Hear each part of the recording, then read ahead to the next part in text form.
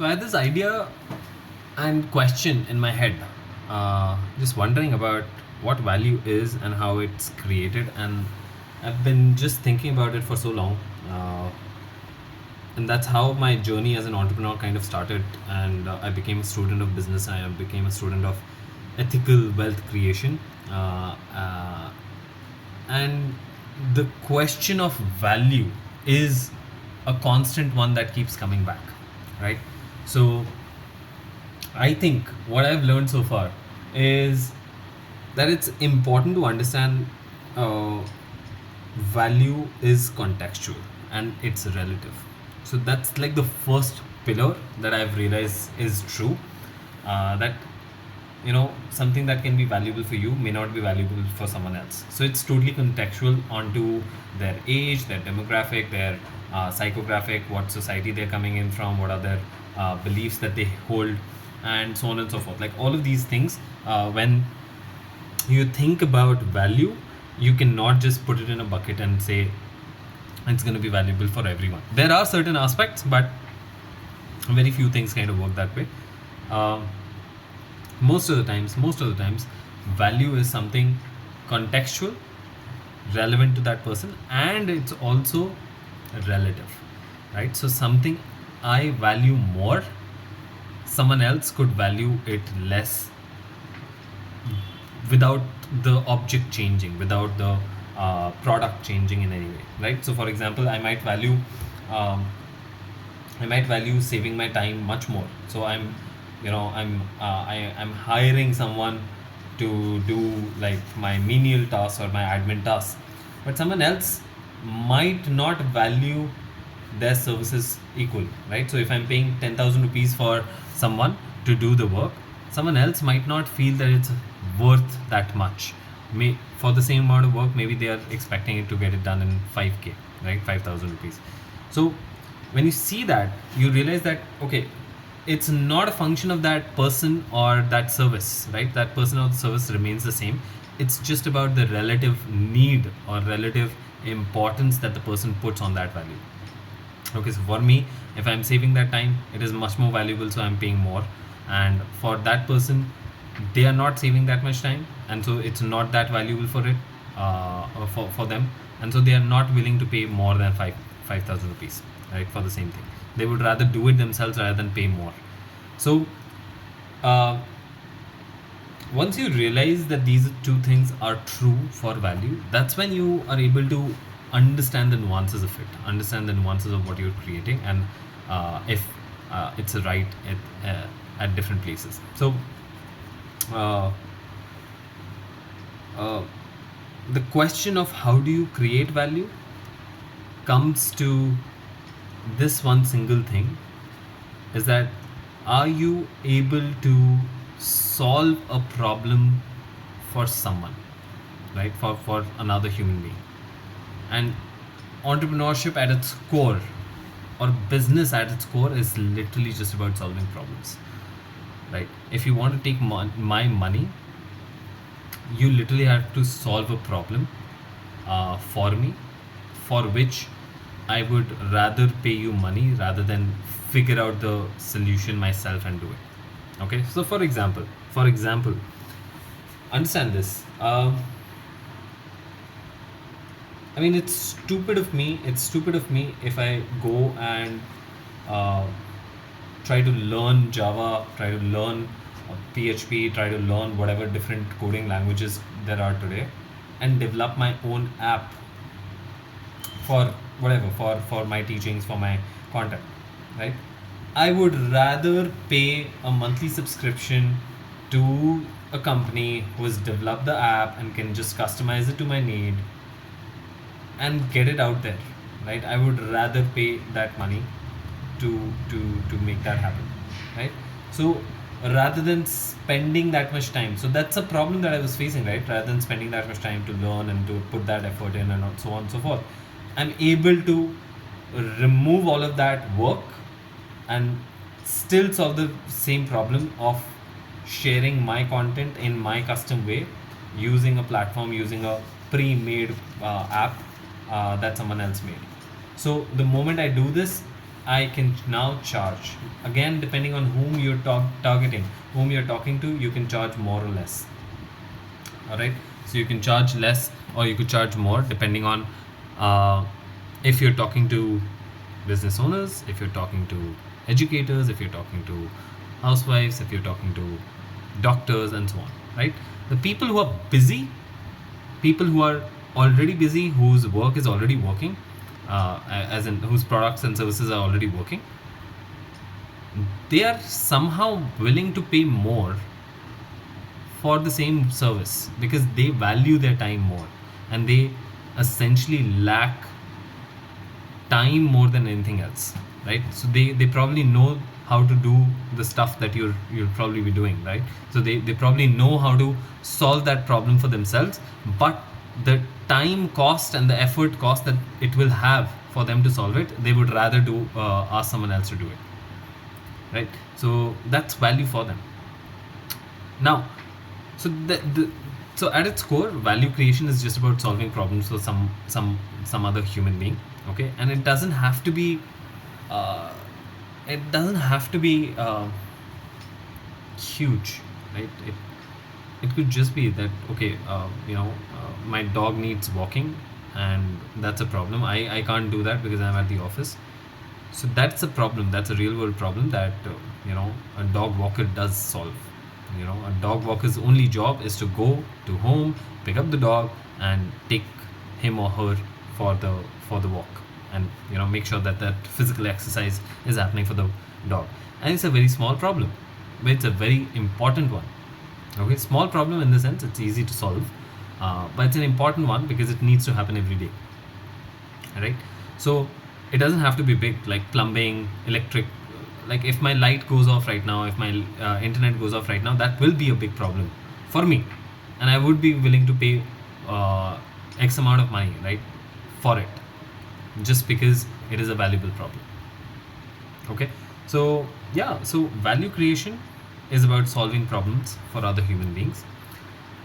Depending on whom you're choosing, your problem and the solution to it would change, right? So if you're working with business owners, the same thing, you can sell the same phone to business owners saying that it will save you time. And if you're selling this phone to a gamer, you can say the same, you can say that, hey, it has amazing speed and you can game with low latency, right? You're still saying you can save time, but the context is different, right? To a business owner, the context is of saving time and being fast. And over here, being fast in terms of responses and in terms of communication. But over here, for a gamer, you're still being fast, you're still saving them time, but it's in that experience of the game, right? So the context changes completely, and possibly the business owner can pay more for the same thing because they value the communication and the speed that comes along with it, right? So that's the value creation aspect. Second is the value, the how do you package it, right? Now, packaging the value can be in different ways and formats. The packaging of value can be in the form of a product, right? So the product can be this video is an example of a product, right? I like all the knowledge that I have, I'm trying to package it all together in this particular video, and that product, once made, can be sold again and again or shared again and again to more and more people, and it's just good for everyone, right? But at the same time there can be times when I have to teach manually. That means I'm teaching, I'm coaching, and that becomes a service. So product is something that I've created and can be sold as easily as possible. Sometimes I have to manufacture it, sometimes I don't have to manufacture it, right? Manufacturing it as in I have to manufacture it again and again. So this phone is a product because once it is designed, once it is assembled, now it can be sold multiple times. Now every time I need another phone, it needs to get manufactured from the factory and then getting sold. Of course, for physical products, it is a requirement, but for digital products, that's not a requirement. Once it's made, right? You don't have to manufacture anything at all, and that's the beauty of it. That's where the leverage comes in for digital products.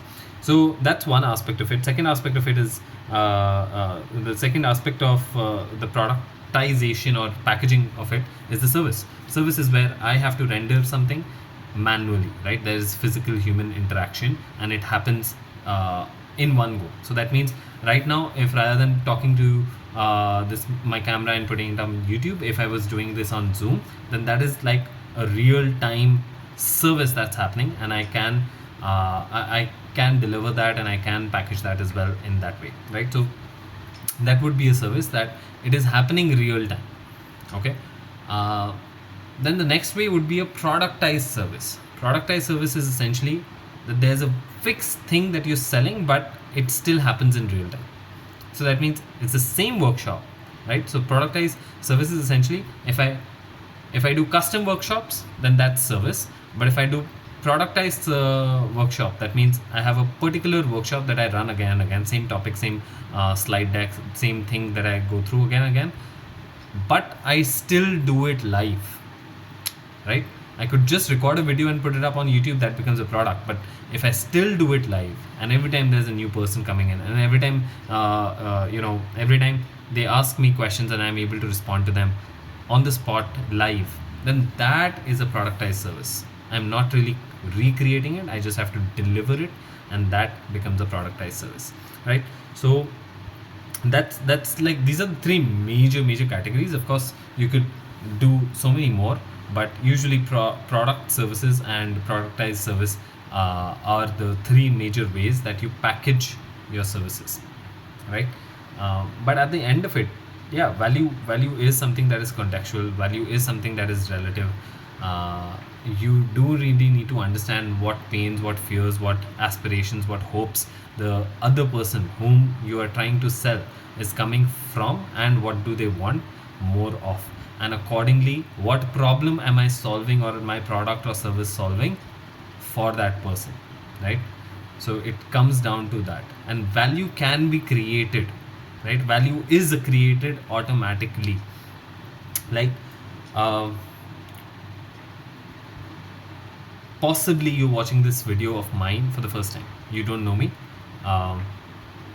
but if you watch my rest of the videos and you get enough exposed about my ideas and thoughts and content, then I've suddenly created some value in your own head. That means now if I come and there's another video and I pitch you an offer, okay, you can buy this digital product or join this workshop for a fee of whatever, $50, $100, whatever that is. If I do that and you buy it, that means like a day back you didn't know me, but now today, because you've gone through all of the videos, because I've kind of convinced you that I have that knowledge and I have that experience and I have that tendency of understanding you and understanding your pain points and all of those things, because I shared that, because of that I'm able to create value for you, and so you choose to go for that particular workshop. So it's not just the workshop that is creating the value, it's all the rest of the things that you got exposed to beforehand, so that kind of propelled you to come for that workshop when you saw that, right? When you saw that offer. So, and that's a beauty, and that's where we are moving right now, right? The market today is about creating that demand rather than supplying the product, right? There is an abundant supply of the products, but now it's more about creating that demand. Creating that demand requires amazing, like it needs aggressive empathy for the person that you're identifying with, and really understanding their language and their mental frameworks, and making sure that you're talking to that one person constantly. And if you do that enough times and with enough specificity, you'll probably be you'll be able to scale yourself quite strongly in that arena. So it's crazy, it's beautiful, and it's crazy, and it's weird, and it's super subjective, it's super stupid also, it's voodoo, it's whatever. But yes, that's what value is.